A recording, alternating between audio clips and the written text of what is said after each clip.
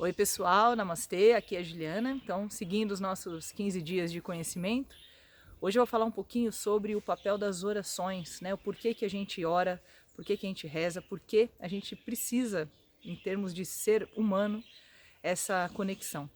Vim até aqui numa escada, né? Conexão com o divino. Mas antes de qualquer coisa, né? Muitas vezes quando a gente pensa em oração, pelo menos eu tinha isso quando era mais jovem, eu achava que era uma coisa brega, uma coisa de pessoas que tinham a cabeça fraca porque precisavam pedir ajuda para algo que não existia, etc. Porque nunca tinham me explicado, né, o verdadeiro papel, talvez, disso, ou tenham distorcido de alguma forma a explicação para mim. Mas pensando assim, né, todos nós temos algum problema, né, na vida. Ninguém passa a vida sem ter nenhum problema. Então eu vou ter problema de ordem emocional, de ordem mental. Eu acho que a minha vida poderia estar acontecendo diferente. Eu estou fazendo e nada está acontecendo. Meus relacionamentos, né, eu não sei me relacionar com as pessoas, enfim. Dentro de cada história a gente tem os problemas, né? Senão não teria graça também.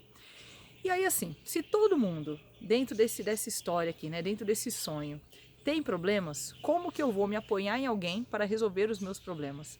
Se eu tenho problema, você tem também. Como no fundo você realmente pode me ajudar?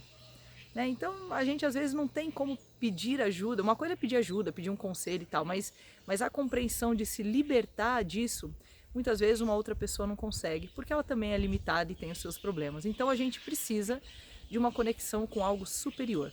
E algo superior não quer dizer nada místico. A gente tem que entender o quê? Que existe uma ordem por detrás das coisas, né?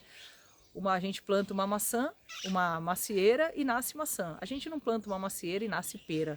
Por quê? Porque existe uma inteligência naquela pequena semente que faz, né, a macieira crescer e a maçã nascer. A gente não consegue, no meio do caminho, mudar uma planta. Ah, agora eu não quero mais que ela dê o fruto X, eu quero que ela dê o fruto Y. Não, não é possível, porque existe uma ordem dentro daquela planta totalmente fora do nosso controle.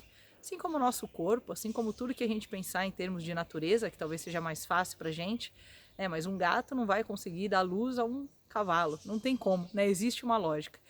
Então, se eu preciso me conectar com algo superior, algo mais sutil, eu vou me conectar com essa ordem que faz tudo acontecer. Afinal, se ela faz tudo acontecer, se ela está por detrás de todos os acontecimentos, de todas as criações, as criaturas, e eu quero ser livre dessa limitação que eu sinto, é lá que eu vou buscar, né, o meu alívio, a minha liberação. Então o ato de rezar, na verdade, é se conectar com algo que a gente não consegue compreender 100%, né? A gente não consegue tocar nisso, a gente só consegue ter uma ideia dessa consciência, né? Dessa consciência nesse todo, dessa inteligência. Mas no momento ali que eu tô assim, que nem uma criança, né? O pai fica, ai meu Deus, que Deus proteja meu filho que tá indo ali brincar no meio daquele mato ali, né? Porque a gente não tem controle sobre isso e a gente naturalmente pede para algo superior. Intuitivamente eu acredito que algo superior é que vai proteger, já que eu não consigo proteger. Ai meu Deus, por favor, que eu na hora da prova esteja com a mente tranquila. A gente não tem domínio sobre isso, então a gente pede para algo que em tese é maior do que a gente e que tem um poder sobre a nossa mente, para a gente poder ter uma mente tranquila. Então, intuitivamente, a gente já faz isso.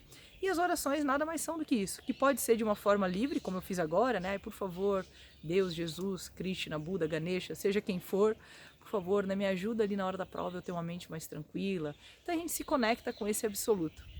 E existem as formas estruturadas, como nas religiões. Você tem o Pai Nosso, que já é estruturado, você tem os rituais védicos, né? Você tem os mantras, você vai ter dentro de todas as religiões algumas orações, alguns rituais já descritos, né? Primeiro você faz isso, depois você faz isso, depois você faz isso. Por quê? Esse tipo de ritual dá um pouco mais de força, porque eu não preciso ficar preocupada se eu estou rezando certo ou errado. Né? Porque se já estão rezando assim, se os antepassados rezaram assim, se Jesus rezou assim, se os rishis rezavam assim, já tem uma força e eu posso, seguindo aquela estrutura, deixar a minha mente livre para apreciar essa oração. Então o papel da oração é a gente criar realmente essa conexão, e criar essa conexão de que eu, na verdade, não controlo nada, né, é a maior forma de liberdade que a gente pode ter. Namastê.